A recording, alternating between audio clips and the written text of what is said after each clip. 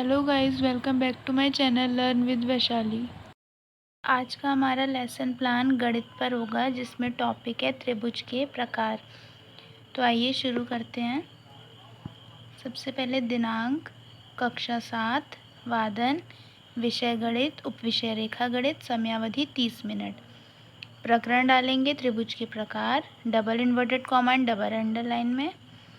सामान्य उद्देश्य लिखेंगे मैथ्स के।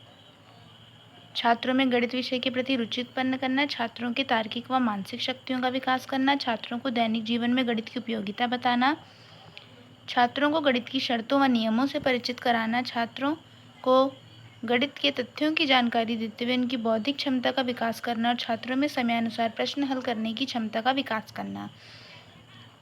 फिर विशिष्ट उद्देश्य हेडिंग डालेंगे और लिखेंगे ज्ञानात्मक उद्देश्य, जिसमें लिखेंगे छात्र त्रिभुज के व उसके प्रकार के बारे में जान सकेंगे। बोधात्मक उद्देश्य, छात्र त्रिभुज व उसके प्रकारों की आकृति बनाना सीख सकेंगे। प्रयोगात्मक उद्देश्य, छात्र त्रिभुज के प्रश्न हल कर सकेंगे व त्रिभुज की आकृतियां बना सकेंगे।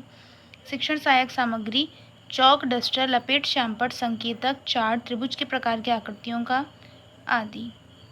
नेक्स्ट पेज में डालेंगे पूर्व ज्ञान, जिसमें लिखेंगे कि छात्रों को गणितीय सांकेतिक चिन्ह का ज्ञान है। छात्रों को गणितीय आकृतियों की सामान्य जानकारी। प्रस्तावना प्रश्न पूछेंगे। क्रम संख्या, छात्र अध्यापिका क्रियाएं, छात्र छात्र क्रियाएं 3 कॉलम बना लेंगे। पहला प्रश्न है, वह सूक्ष्म चिन्ह जिसकी ना कोई लंबाई होती है और ना ही चौड़ाई, उसे क्या कहते हैं? ब्लैक बोर्ड में हम पॉइंट को दिखाएंगे संकेतक द्वारा दिखाते हुए, और बच्चा आंसर करेगा कि इस चिन्ह को हम बिंदु कहते हैं। फिर 2 बिंदुओं को मिलाने से क्या बनता है, फिर इसमें भी ब्लैक बोर्ड में 2 बिंदुओं को मिलाकर दिखाएंगे तो बच्चा बता देगा एक सरल रेखा बनती है। 3 सरल रेखाओं से घिरी बंद आकृति को क्या कहते हैं? अभी ब्लैक बोर्ड में ऐसे बना के दिखाएंगे त्रिभुज, और बच्चा आंसर कर देगा कि त्रिभुज कहते हैं। फिर त्रिभुज में कितनी भुजाएं होती हैं? त्रिभुज में 3 भुजाएं होती हैं। भुजाओं के आधार पर त्रिभुज के कितने आधार प्रकार हैं? तो बच्चा आंसर नहीं दे पाएगा और यहीं से मौन हो जाएगा। तो मौन से फिर उद्देश्य कथन बन गया कि छात्रों, आज हम त्रिभुज के प्रकारों का अध्ययन करेंगे।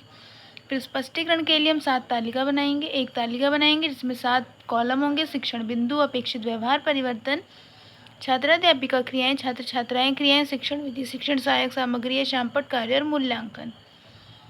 पहला पॉइंट डालेंगे त्रिभुज, जिसमें लिखेंगे कि छात्र अभिज्ञान कर सकेंगे। विकासात्मक प्रश्न पूछेंगे कि त्रिभुज से आप क्या समझते हैं, जो कि बच्चा आंसर नहीं दे पाएगा। तो स्पष्टीकरण में करेंगे कि 3 सरल रेखाओं से घिरी बंद आकृति को त्रिभुज कहते हैं। त्रिभुज में 3 भुजाएं, 3 कोण या 3 शीर्ष होते हैं और त्रिभुज के तीनों कोणों का योग 180 डिग्री होता है। यहाँ लिखेंगे छात्र ध्यानपूर्वक सुनेंगे व समझेंगे। प्रश्नोत्तर विधि, व्याख्यान किया व्याख्यान विधि और श्यामपट्ट विधि। यहाँ पे श्यामपट्ट में हमने बना के दिखा दिया, वही सारी चीज़ें डालेंगे जो पहले डाली थी। त्रिभुज बना के दिखा दिया और 3 भुजाएं कौन सी हो गई? ए बी, बी सी, ए सी। 3 शीर्ष हो गए ए बी सी। 3 कोण हो गए एंगल ए, एंगल बी और एंगल सी। इसमें से बच्चों से क्वेश्चन पूछेंगे कि त्रिभुज के तीनों कोणों का योग कितना होता है, तो बच्चा आंसर कर देगा कि 180 डिग्री होता है। नेक्स्ट है त्रिभुज के कितने प्रकार होते हैं? त्रिभुज के 2 प्रकार होते हैं। फिर नेक्स्ट शिक्षण बिंदु में आएंगे कि त्रिभुज के प्रकार।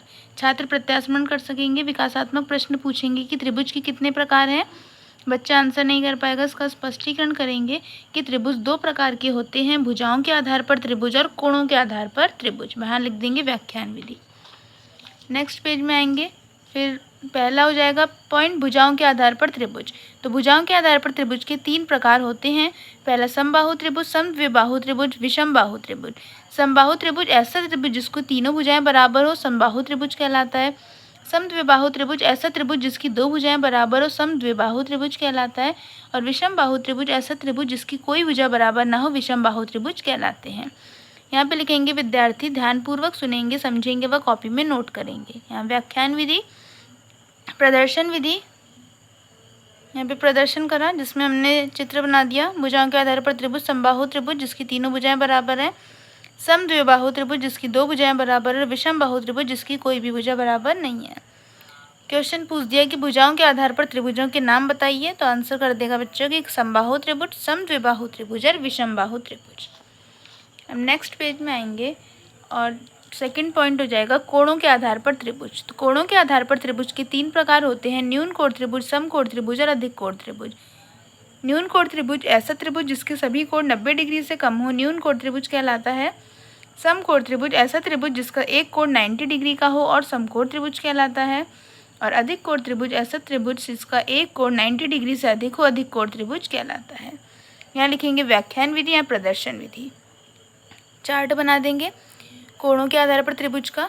पहला न्यून कोण त्रिभुज, समकोण त्रिभुज और अधिक कोण त्रिभुज।